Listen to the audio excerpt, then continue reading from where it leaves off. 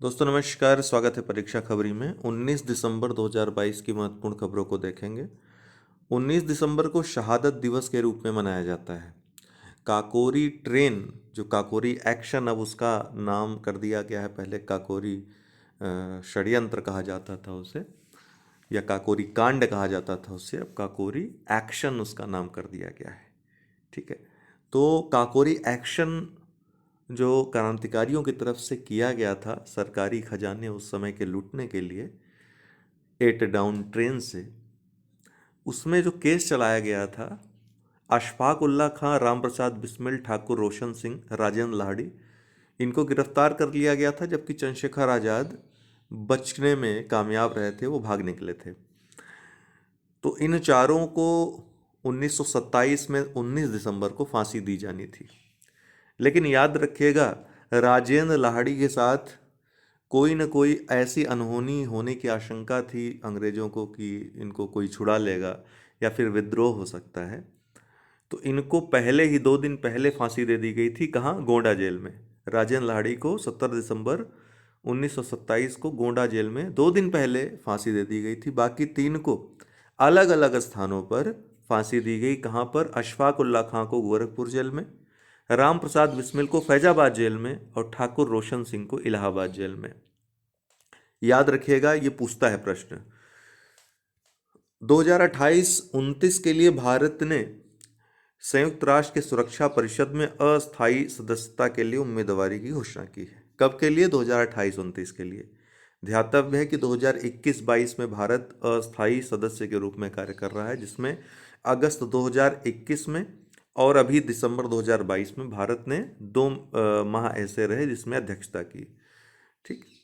ITF विश्व champion, international tennis federation जो विश्व चैंपियन घोषित हुए हैं, उनमें राफेल नडाल 5वीं बार इनको ये खिताब मिला है।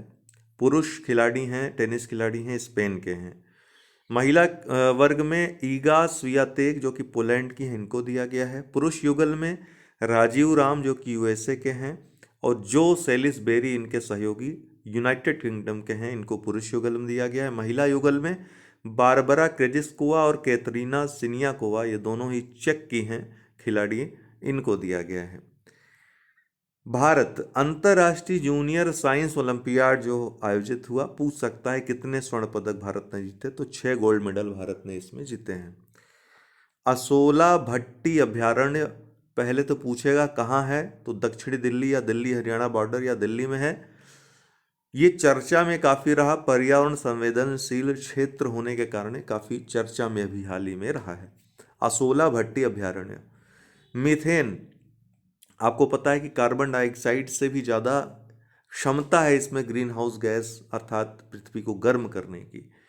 तो नेचर पत्रिका के अनुसार वैश्विक उत्सर्जन 2019 में जितना था, अर्थात 9.9 ppb पार्ट पर बिलियन, उससे बढ़कर 2020 में ये 15 ppb हो गया। बहुत बड़ी खबर है। नेचर पत्रिका से प्रश्न पूछता है, चाहे यूपीएससी हो, यूपीपीसीएस में भी फॉलो करने लगे हैं नेचर पत्रिका को। तो आप लोग ध्यान रखिएगा, ये प्रश्न बहुत ही महत्वपूर्ण है, टेक्निकल है, इसलिए आप थोड़ा सा इसको अगर नहीं ध्यान देंगे तो गलत हो जाएगा। जीआई टैग, भारत में पंजीकृत जीआई की जो संख्या है, जीआई टैग जिन उत्पादों को दिया गया है, अभी हाल ही में 9 नए उत्पादों को दिया गया।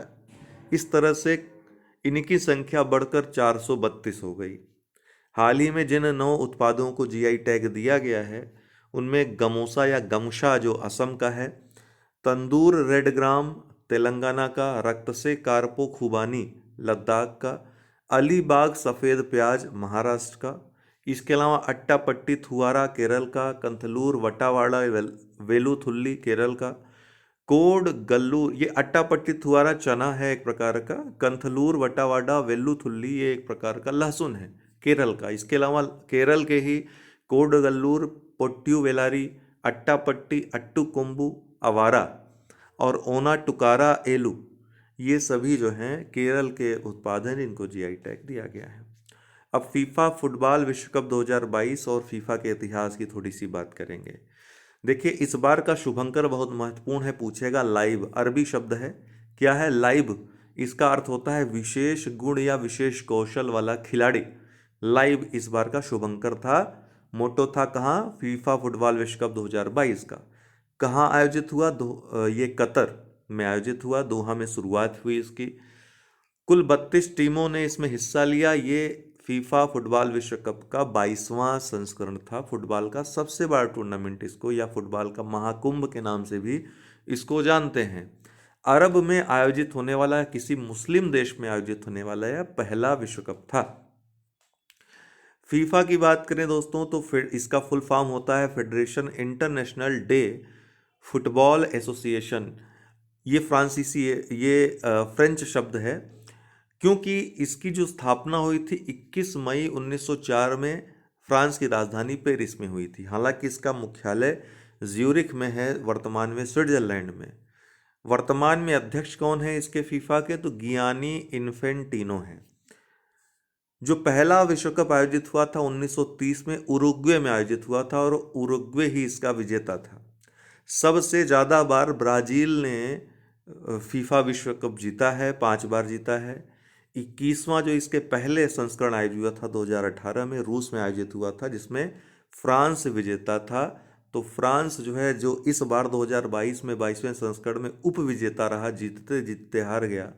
ये डिफेंडिंग चैंपियन था, अर्थात गत विजेता था। 21वें में रूस में जो आयोजित हुआ था 2018 में, फ्रांस ने क्रोएशिया को हरा करके जीता था।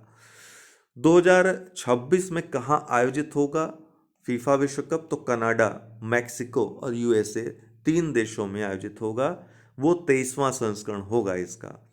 नोट करने वाली बात है कि द्वितीय विश्व युद्ध के कारण 1942 और 1946 में फीफा विश्व कप का आयोजन नहीं हुआ था। 2022 में जो परिणाम रहे, 64 कुल मैच हुए, 172 कुल गोल हुए। कितने, 64 मैच, 172 गोल। जो प्रथम स्थान अर्थात जो विजेता रहा अर्जेंटीना, 347 करोड़ का इसको प्राइज मिला। तीसरी बार ये अवसर है जब अर्जेंटीना ने विजेता पद धारण किया, अर्थात विजयी बना। इसके पहले 1978 और 1986 में 2 बार ये जीत चुका था। इस बार फ्रांस को इसने हराया, फ्रांस उप विजेता रहा, इसको 248 करोड़ मिले। तीसरे स्थान के लिए क्रोएशिया और मोरक्को में मुकाबला हुआ था, जिसमें क्रोएशिया विजेता रहा, 223 करोड़ इसको मिले, और मोरक्को चौथे स्थान पर रहा, 206 करोड़ मिले इसको। ये पहला अफ्रीकी देश है मोरक्को जो सेमीफाइनल खेला था, याद रखिएगा। सर्वश्रेष्ठ खिलाड़ी का जो गोल्डन बॉल अवार्ड होता है वो लियोनल मेसी को मिला, अर्जेंटीना के हैं। सर्वश्रेष्ठ खिलाड़ी चुने जाने का जो एक बेस है वो प्रदर्शन के साथ साथ वोटिंग जो की जाती है उसके माध्यम से चुना जाता है।